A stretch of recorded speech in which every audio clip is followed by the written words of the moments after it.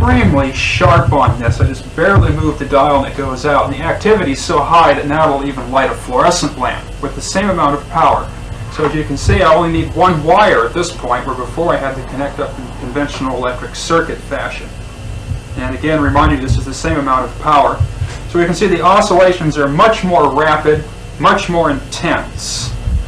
Now let's study this like we did before. Let's start by seeing what our magnetism looks like. So we'll start down on the bottom here. We don't get too much indication. And it goes up there fairly well. It's quite intense there. And here I don't even dare bring the thing up, or I'll burn the meter out. So we see, in contradistinction to before, the magnetism is rising towards the open circuit, something that doesn't normally occur with conventional electric waves. Now we'll do the dielectric part. And of course you're probably seeing interference in the TV screen, and of course that's, as you've seen in the other videos, is characteristic when we start to deal with longitudinal waves, as they propagate quite well through space, or in this case we might say counter space. And we can see the dielectricity drops right off. Now for comparison, I'll put the neon bulb right across the line, and you can see it's just brilliant. I don't dare keep it there, it'll be gone in a second. We get quite a spark off the end of the thing too. So for the same amount of power, this thing is operating at a much more rapid rate, much higher efficiency, and we can do a lot more things with it. And we'll do our heat check again, see where the heat's coming from in here. Feel our input coils, relatively cool. The input capacitors are quite hot. Go down the line here, capacitors are cooling off. But the coils are very, very warm here, this end. So now we have the situation where the heating effect is turned around from where it was before. Now the dielectric input capacitors get hot, and the magnetic output inductors, or more appropriately in this case inductors, are getting warm. So we have quite a few differences here. Now what we'll do next is we'll do some quantitative comparating these differences, and then we'll do a few novel experiments and give some ideas for the experimenter to work with this on his or her own. In reviewing the results of our experiments, we find that the transverse electromagnetic, or TEM wave, produced these following observable effects. We notice that the capacitors, or dielectric inductors more properly, at the input were cool and at the output were hot. And the magnetic inductors at the input were hot and at the output were cool. The magnetism piles up at one end and the dielectricity piles up at the other end. We found the oscillations to be rather slow and rather weak. With the longitudinal magnetodielectric, or LMD wave, we found that the magnetic inductors at the input were cool, but at the output were hot. And the dielectric inductors at the input were hot and the output were cool, which is very interesting because the dielectric conductivity was more intense at the output, but that part remained cool. The magnetism and dielectricity piled up at both at the same end. The oscillations were quite rapid, as you can see, by a very significant factor, and the oscillations were strong enough to produce small electric shocks when handling the bulbs, and the bulbs lit up to brilliance way beyond their maximum power handling capability. And both of these tests were done with relatively the same amount of power, about within the range of 15 to 20%. We don't have a high frequency watt meter to measure this right now.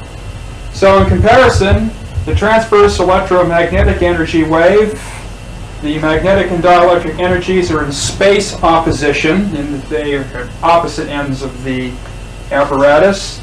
The longitudinal magnetodielectric wave, the magnetic and dielectric energies are in space conjunction, which goes totally against the law of electromagnetism, which says these two energies always must be in quadrature in time and in space, but in here we find that they occur together.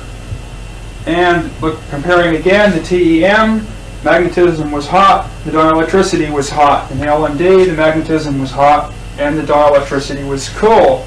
We can conclude from this and other experiments we've done in the lab previously that TEM, or transverse electromagnetism, which represents basically the form of electricity that we use today, and the way that science chooses to look at electricity is an unnatural form of electricity.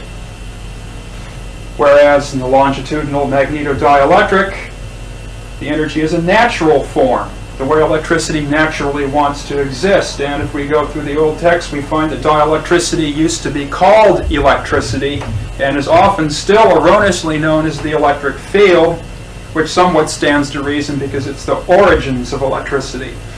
Now what we're going to do is we're going to build up an interesting little detector here and show some things that can be done with this network. And one thing I'd like to point out for those that like to build practical things is these networks, the longitudinal magnetodielectric networks, can produce, as was seen, very high voltages and serve as good alternating current voltage multipliers. And without building large Tesla coils or anything with considerable amount of windings on them, you can produce extreme voltages and all the effects that you get with Tesla coils, such as one-wire illumination and bizarre transmissions of interference into the TV camera and all these things that you normally only see with the Tesla coils.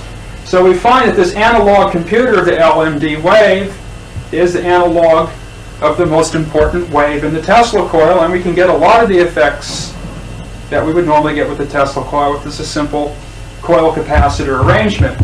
We find with the TEM, as the dielectric induction builds in intensity, it's always fully across each capacitor, which of course causes the capacitors to fail at the output end, and you can never get high voltages. Same thing with the two-wire transmission line. If you try to get it to resonate, obviously the wires are going to flash over at the output. Where with the LMD wave, the capacitors are all staggered in series, and they're not going to break down due to overvoltage because each one is sharing the load. And that is the important discovery of Nikola Tesla for the production of his high voltages, was the fact that the voltage appeared as a small quantity across each turn and didn't cause flashover between the turns, so produced infinitely higher voltages than was possible with parallel wire transmission lines. The next thing we're going to show is a combination of, you might say, an orgone detector and a Farnsworth multipactor tube connected to this, and show some interesting effects. And then we'll get into a few more practical applications, and that'll wrap this up.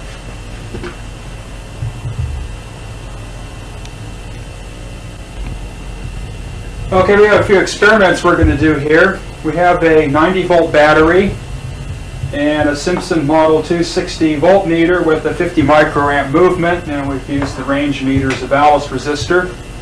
And interesting tube is a gas photomultipactor tube that has two photoemissive plates basically facing each other, and then it has a wire in it to basically act as the anode for collecting the emitted electrons for light detection, but we're going to use it for some different purposes here.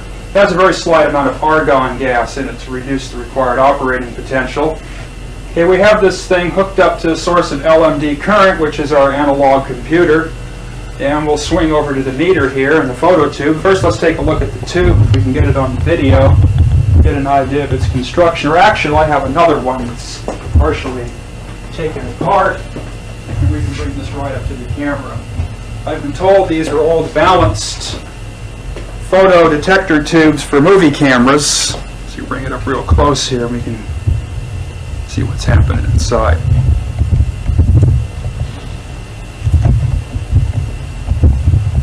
We can focus at that range. There we go, we got it. You can see there's two, well, it's a little better focus there. There we go. You can see there's two photo plates. Turn the tube around, which are semi-facing each other, which is different than your normal photo tube construction, because usually you only have one plate. In this case, the anode wires are in the back, and those are photoemissive surfaces too. Why don't you bring the thing way up into macro here? Bring it way up close here. Still won't focus. Okay. Right in the back. There we go. You can take a look at the inside of this. See, there's the two silver cesium plates, and then the anode wire is barely visible. It appears more as a shadow, but there's two anode wires basically right there that go up to collect off of these plates. So it's a completely balanced arrangement. We're using this as a Farnsworth